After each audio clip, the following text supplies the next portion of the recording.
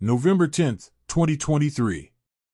The quiet of the Silvera home on Stony Hill Road was shattered forever. Melissa Silvera, 42 years old, land developer, devoted mother of four, lay lifeless in the master bedroom. Multiple wounds from her husband's licensed Glock pistol. Blood on the sheets she had chosen. Blood on the floor she had walked across every day. The children were not home that morning. Jolene Silvera had made sure of that. At her funeral in January 2024, the church in St. Mary was filled to capacity. Sunlight streamed through stained glass, catching motes of dust above the casket. Jolene sat in the front pew, former member of Parliament, once a voice in Gordon House, now broken, head bowed. Tears rolled freely down his cheeks as the pastor read from Corinthians, "Love always protects, always trusts, always hopes, always perseveres." His shoulders shook with each sob. He pressed a white handkerchief to his face, again and again. Mourners whispered how devastated he looked, how deeply he loved her. Cameras from local television zoomed in tight on his grief. The nation watched a man destroyed by sudden, senseless loss. No one saw the lie, beneath the tears. Now, years later, one of their daughters returns alone to the graveside. She is older now, quieter, carrying the weight of memory in every step.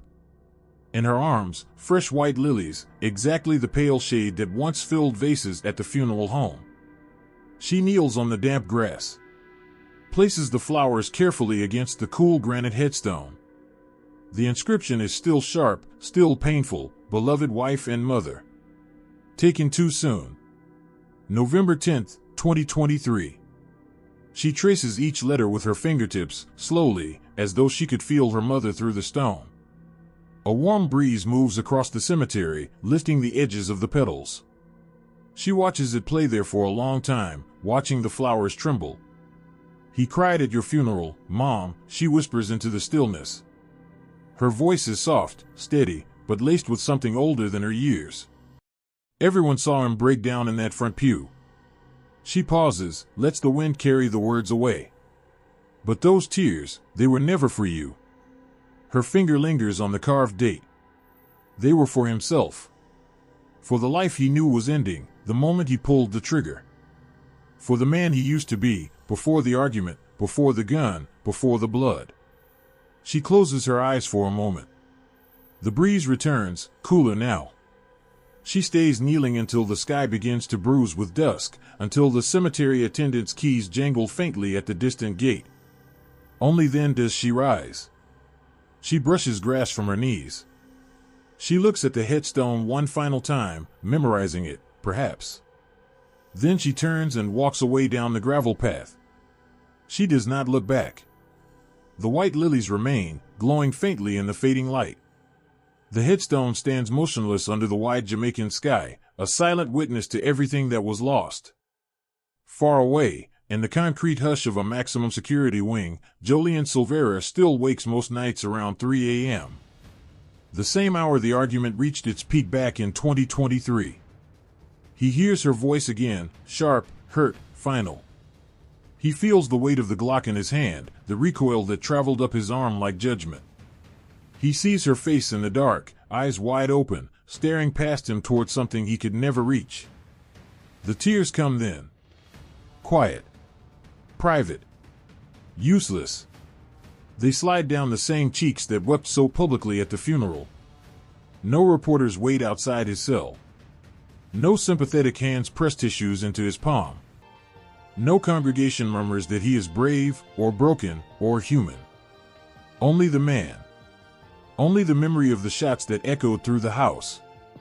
Only the children he said he delayed confessing for, so they would not lose both parents at once.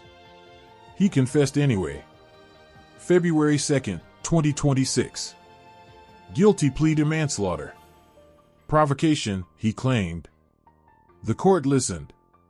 The judge sentenced him March 6, 2026. 20 years and 10 months. 13 years minimum before any chance of parole. He accepted it without outburst.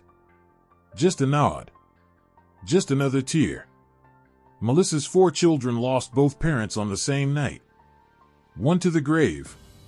One to the choice that put her there. And somewhere, under that same relentless sun, the grave waits. Patient. Unmoved. White lilies wilt slowly against the stone. Rain will fall on them eventually. Wind will scatter the petals. But the inscription remains, taken too soon. And in the quiet hours, when no one is watching, the grave seems to listen for the sound of tears that finally means something. If you want to uncover more dark truths and hidden histories, subscribe to Frametale HQ, hit the notification bell, and leave your thoughts on this story in the comments below. Until next time, keep searching for the truth.